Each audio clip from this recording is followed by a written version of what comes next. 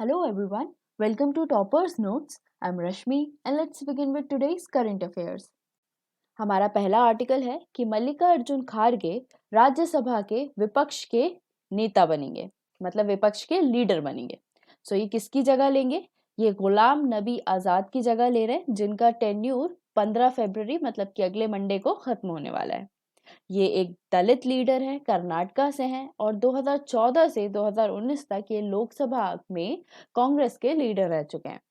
Mister Kharge Rajya Sabha के 17वें विपक्ष के लीडर रहेंगे, मतलब दिसंबर 1969 के बाद से ये 17वें अपोजिशन के लीडर हैं।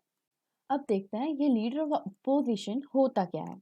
लीडर ऑफ अपोजिशन वो होता है जो उस लार्जेस्ट पार्टी का लीडर होता है जिसके मेंबर्स की संख्या उस सदन की संख्या के 1/10 से कम नहीं होती, मतलब या तो 1/10 होगी या 1/10 से ज्यादा होगी।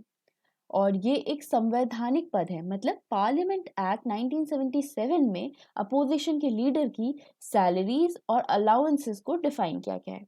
अब देखते हैं इस पोस्ट की इम्पोर्टेंस क्या है। जो अपोजिशन का लीडर होता है उसे आमतौर पर शैडो प्राइम मिनिस्टर से भी रेफर किया जाता है। एंड अगर सरकार गिरती है ये एक्सपेक्ट किया जाता है कि जो भी अपोजिशन का लीडर है वो टेक ओवर करने के लिए तैयार है। एंड साथ में अपोजिशन का लीडर कुछ इंपॉर्टेंट रोल्स भी प्ले करता है, जैसे कि जो भी पॉलिसीज एंड लेजिस्लेटिव फंक्शंस होते हैं उनमें अपोजिशन की फंक्शनिंग में इफेक्टिवनेस लाता है, सामंजस्य लाता है। हमारा अगला आर्टिकल है कि गूगल मैप्स का मुकाबला करने के लिए आईएसआरओ और मैप माई इंडिया ने हाथ मिलाया है। अब इसमें होगा क्या? इसके जरिए मैप माई इंडिया के जो डिजिटल मैप्स हैं और आईएसआरओ के जो सैटेलाइट इमेजरीज हैं एंड अर्थ ऑब्जर्वेशन डेटा है उसको एक साथ इस प्लेटफॉर्म पर लाया जाएगा एंड देन यूज किया जाएगा। अब हम देखते हैं इस कोलैबोरेशन से होगा क्या। इससे वो लोग जॉइंटली रूप से होलिस्टिक जियोस्पेशियल सॉल्यूशंस, मतलब समग्र भूस्थानिक समाधान को डेवलप करने में, आइडेंटिफाई करने में, उनको ढूंढने में सक्षम हो पाएंगे। अब ये वो कैसे कर पाएंगे? बाय मैप इंडिया, भुवन, वेदास और मोस्टैक, ये जो जियो पोर्टल्स हैं इन पर जो अर्थ ऑब्जर्वेशन डेटा सेट्स, नाविक, वेब सर्विसेज और एपीआईज मतलब एप्लीकेशन प्रोग्रामिंग इंटरफेस, ये सब जो अवेलेबल है उन पर, उनको यूज़ करके, यूटिलाइज करके ये सब वो अचीव कर सकते हैं। और हमने जो यहाँ पर भुवन, वेदास, मॉस्टैक, ये सब जियो पोर्टल्स के बारे में पढ़ा है, इनके बारे में हम अगली स्लाइड में डिटेल में देखते हैं। आइए अब उन सभी को हम डिटेल में पढ़ते हैं। जो मैप माई इंडिया है, इसके मैप्स इंडिया के 7.5 लाख गांव, 7,500 से ज़्यादा सिटीज़, उनमें स्ट्रीट लेवल पर, बिल्डिंग लेवल पर, और जो पैन इंडिया का 63 लाख किलोमीटर का जो रोड नेटवर्क है उसके अंदर में जितनी भी सिटीज़ हैं उन सभी के मैप्स प्रोवाइड करता है। मतलब इन टोटल देखें तो ये 3 करोड़ से ज़्यादा प्लेसेस के मैप पूरे देश भर में प्रोवाइड करता है। एंड अब हम नाविक की बात कर रहे थे। नाविक IRNSS को कहा जाता है, जिसका फुल फॉर्म है Indian regional navigation satellite system. इसी को नाविक कहा जाता है, मतलब नेविगेशन विथ इंडियन कॉन्स्टलेशन। ये एक इंडिया का खुद का नेविगेशन सिस्टम है जिसे डेवलप किया है ISRO ने। अब हम भुवन की बात करें तो ये एक नेशनल जियो पोर्टल है जिसे डेवलप और होस्ट इसरो के द्वारा किया गया है। एंड इसमें एनालिसिस के लिए जियोस्पेशल डेटा, सर्विसेज और टूल्स को यूज किया जाता है। नेक्स्ट हम भुवन को देखते हैं। ये एक नेशनल जियो पोर्टल है जिसे डेवलप और होस्ट इसरो के द्वारा किया गया है और इसमें एनालिसिस के लिए जियोस्पेशल डेटा, सर्विसेज और टूल्स शामिल हैं। अब हम वेदास की बात करते हैं। इसका फुल फॉर्म है visualization of earth observation data and archival system. ये एकेडमिक्स, रिसर्च और प्रॉब्लम सॉल्विंग के लिए ऑप्टिकल, माइक्रोवेव, थर्मल और हाइपर स्पेक्ट्रल डेटा को यूज करने वाला एक ऑनलाइन जियो प्रोसेसिंग प्लेटफॉर्म है। अब हम मॉसडेक को देखते हैं। इसका फुल फॉर्म है meteorological and oceanographic satellite data archival centre. ये क्या करता है? ये ISRO के सभी मेट्रोलॉजिकल मिशंस का डेटा रिपोजिटरी है, मतलब डेटा का कोश है। एंड ये सभी वेदर रिलेटेड इंफॉर्मेशंस, ओशनोग्राफी और ट्रॉपिकल वेदर साइकिल से डील करता है। अब मैप माई इंडिया के बारे में डिटेल में देखते हैं। इस कंपनी की स्थापना राकेश और रश्मि वर्मा ने 1992 में करी थी। इसका हेडक्वार्टर न्यू दिल्ली में है और इसका एक इंटरनेशनल ऑफिस सैन फ्रांसिस्को में भी है। अब इसके कुछ इंपॉर्टेंट पीपल के नाम देख लेते हैं। राकेश वर्मा, रोहन वर्मा, सपना आहूजा, अंकित भट्ट, अनुज जैन, ये सब। एंड ये जो मैप माई इंडिया है वो क्या क्या सर्विसेज प्रोवाइड करता है वो देख लेते हैं। सो ये डेस्कटॉप और मोबाइल डिवाइसेस के लिए नेविगेशन, ट्रैकिंग, आईओटी, एनालिटिक्स और वेब मैपिंग की सर्विसेज प्रोवाइड करता है। और साथ में ये company advance GPS tracking devices भी ऑफर करता है। एंड बाद में इसने एक ऑफलाइन नेविगेशन ऐप को लॉन्च किया था जिसका नाम था नवी मैप्स। सो ये ऑफलाइन वेक्टर डेटा को यूज़ करके ये सर्विसेज ऑफर करता है। हमारा अगला आर्टिकल है कि 6.3 के मैग्नीट्यूड के अर्थक्वेक को तजाकिस्तान में देखा गया एंड उसके जो झटके हैं वो हमारे नॉर्थ इंडिया में भी फील किए गए हैं। तो ये बहुत ही पावरफुल अर्थक्वेक था जिसका मैग्नीट्यूड था 6.3। ये तजाकिस्तान में फ्राइडे को आया था एंड हमारा जो नॉर्थ इंडिया है, दिल्ली, यहाँ पर भी इसके झटके महसूस किए गए थे एंड लोग अपने घरों से बाहर निकल गए थे। तो इसका जो एपी सेंटर था वो तजाकिस्तान में ही था, जो कि जम्मू एंड कश्मीर के श्रीनगर से 450 किलोमीटर दूर है। तजाकिस्तान एक लैंडलॉक्ड कंट्री है, मतलब कि चारों तरफ से ये दूसरी कंट्रीज से घिरी हुई है एंड ये अफगानिस्तान, चाइना, किर्गिस्तान और उज़्बेकिस्तान इसके आसपास सराउंडेड है। अब हम अर्थक्वेक की बात कर रहे हैं तो हम अर्थक्वेक के मैग्नीट्यूड को रिचर स्केल से नापते हैं, उसे बोलते हैं रिचर मैग्नीट्यूड स्केल। सो हम 6.3 की बात कर रहे हैं। सो अब इन मैग्नीट्यूड्स को देख लेते हैं। तो 5.5 से 6.0 के मैग्नीट्यूड वाले जो अर्थक्वेक्स होते हैं वो स्लाइट डैमेज करते हैं, मतलब बिल्डिंग एंड अदर स्ट्रक्चर्स थोड़े थोड़े डैमेज हो जाएंगे। बाकी फिर जो 6.1 से 6.9 के बीच के मैग्नीट्यूड वाले अर्थक्वेक्स होते हैं ये काफ़ी ज़्यादा डैमेज कर देते हैं जो भी हैवीली पॉपुलेटेड एरिया है वहाँ पर। एंड अगर वो 7.0 से 7.9 का है सो ये एक मेजर अर्थक्वेक कहलाता है एंड सीरियस डैमेज करता है। एंड अगर वो 8.0 से 0 है या फिर इससे बड़े मैग्नीट्यूड का अर्थक्वेक है सो ये बहुत ही भयानक अर्थक्वेक है एंड ये मतलब एपिसेंटर के पास जो भी कम्युनिटीज़ हैं उनको एकदम टोटली डिस्ट्रॉय कर सकता है। तजिकिस्तान के बारे में कुछ इंपॉर्टेंट इन्फॉर्मेशन। तो इसका कैपिटल है दुशानबे, इसकी करेंसी है तजिकिस्तानी सोमानी एंड यहाँ के प्रेसिडेंट का नाम है इमोमाली रहमान और इनकी ऑफिशियल लैंग्वेज है पर्शियन, मतलब ताजिक लैंग्वेज। हमारा अगला आर्टिकल है कि बैंक ऑफ यूरोप के पूर्व हेड ड्रागी ने इटली के प्राइम मिनिस्टर के रूप में शपथ ली। सो ये यूरोपियन सेंट्रल बैंक के हेड रह चुके हैं एंड ये इटली के प्राइम मिनिस्टर के रूप में शपथ लेंगे। इनका पूरा नाम है मारियो ड्रागी। और मेन बात ये कि पिछले महीने यहाँ पर सरकार हटने के बाद इन्हें सभी मेजर पॉलिटिकल पार्टी से सपोर्ट प्राप्त हुआ है एंड ये अगले प्राइम मिनिस्टर के रूप में मिस्टर कॉन्टे की जगह लेंगे। अब इटली की बात कर रहे हैं तो इटली का कैपिटल है रोम एंड यहाँ के प्रेसिडेंट का नाम है सर्जियो मटेरेला। हमारा अगला आर्टिकल है कि थोलपकोत्थु में रोबोट्स की मदद से एपिक रामायणा की कहानी सुनाई जाएगी। ये थोलपकत्तु, इसे आप शेडो पॉपेट्री भी कह सकते हैं। ये एक टेम्पल आर्ट है जो कि केरला का जो पलक्कड़ डिस्ट्रिक्ट है एंड उसके जो आसपास का एरिया है वहाँ के भगवती टेम्पल्स में देखने को मिलता है। एंड ये थोलपकत्तु में जो भी स्टोरी सुनाई जाएंगी वो सभी इंडियन एपिक रामायणा की होंगी। एंड इसमें जो प्रस्तुति देने में जो वर्णन विधि का यूज़ किया जाता है उसमें गद्य और पद्य दोनों शामिल होते हैं एंड उन्हें कहा जाता है अदल पट्टू। कुछ और इन्फॉर्मेशन देखें तो ये जो थोलापाज होते हैं ये सभी डियर की खाल के बने होते हैं एंड पपेट्स बनाने के लिए, बाकी कठपुतली बनाने के लिए लेदर में स्मॉल होल्स किए जाते हैं एंड देन फिर उसे वर्टिकली बैम्बू स्टिक में जोड़ दिया जाता है। एंड साथ में जो इंस्ट्रूमेंट्स बजाए जाते हैं वो होता है एजूफरा, चेंडे एंड मडलम।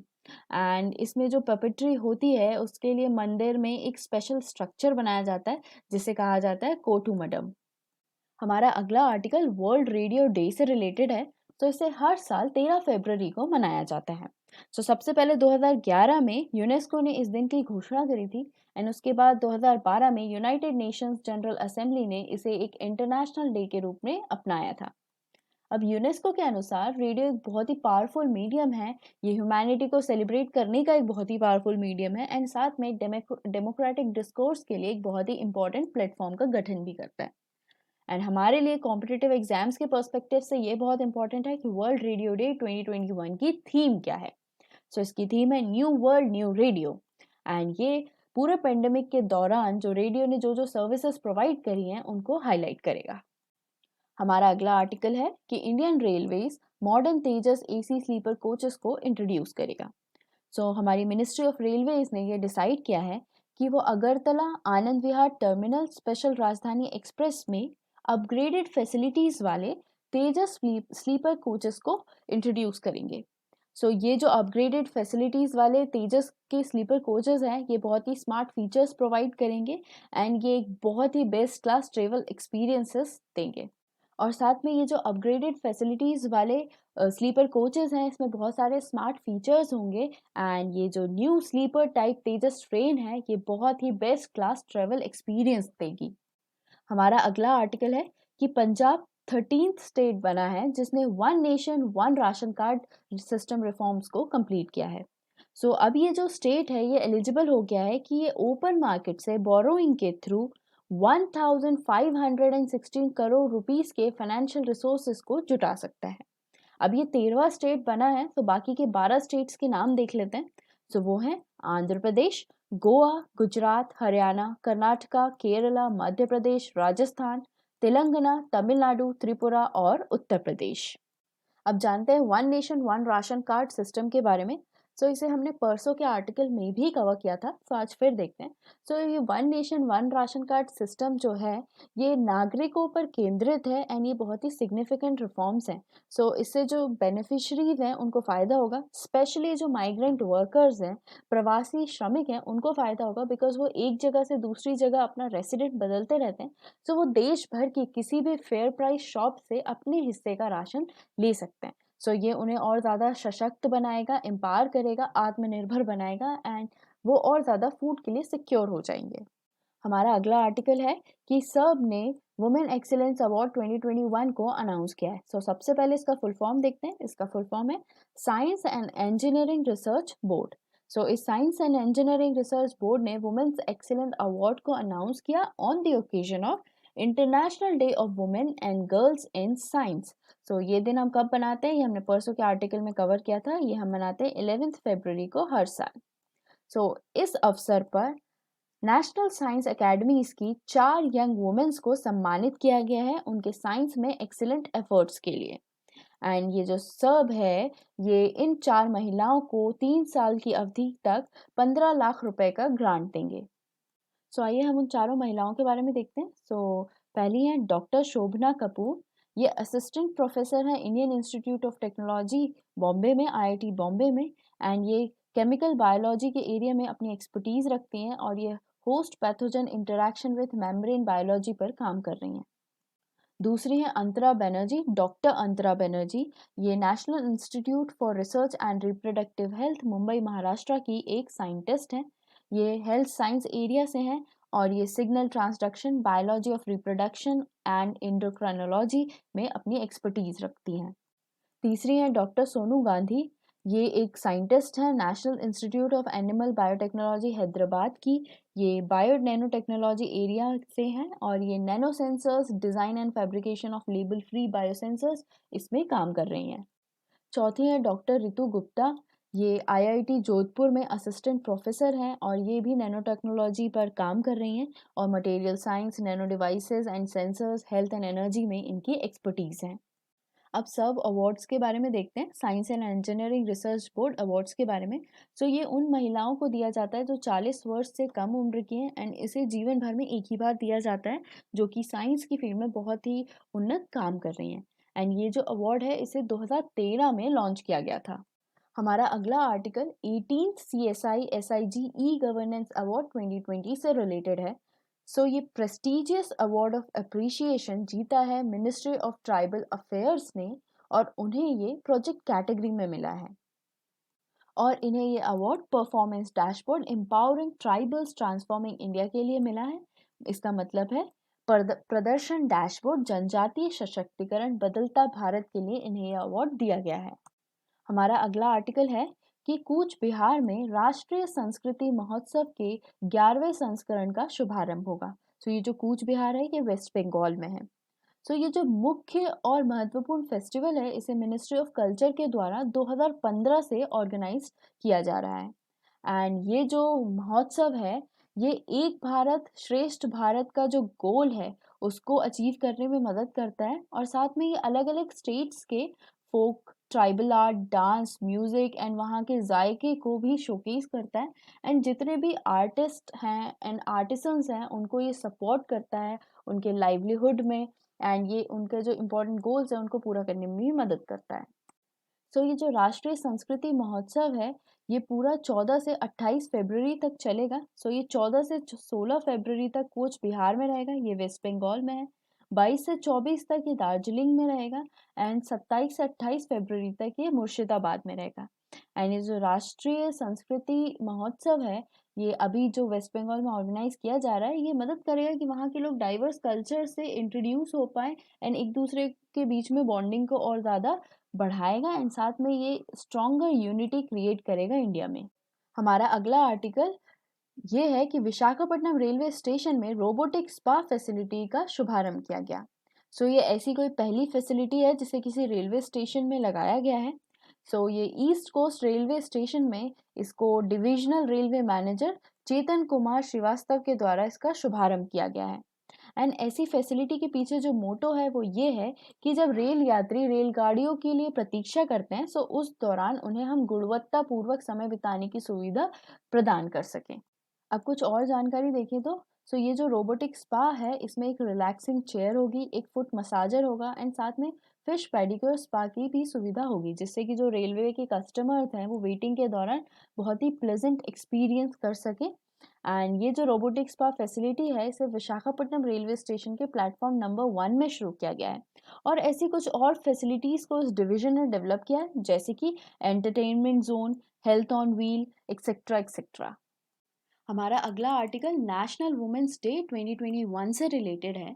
भारत हर साल सरोजनी नायडू के बर्थडे को नेशनल वुमेन्स डे के रूप में मनाता है। इनका जन्म हुआ था 13 फरवरी 1879 को और इन्हें इनकी पोएम्स के कारण नाइटिंगेल ऑफ इंडिया या फिर भारत कोकिला के नाम से भी जाना जाता था। एंड सरोजनी नायडू सिर्फ एक फ्रीडम फाइटर ही नहीं थी, बल्कि ये उत्तर प्रदेश की पहली महिला गवर्नर भी रह चुकी हैं और 1925 में इन्हें इंडियन नेशनल कांग्रेस का प्रेसिडेंट बनाया गया था। ये बहुत बार क्वेश्चन पूछा जाता है एग्जाम्स में कि इंडियन नेशनल कांग्रेस की पहली भारतीय महिला प्रेसिडेंट कौन थी, तो तब आंसर होगा सरोजनी नायडू। एंड अगर क्वेश्चन होता है कि इंडियन नेशनल कांग्रेस की पहली महिला प्रेसिडेंट कौन थी, तब होगा एनी बेसेंट। आज के लिए सिर्फ इतना ही। Thank you so much for watching.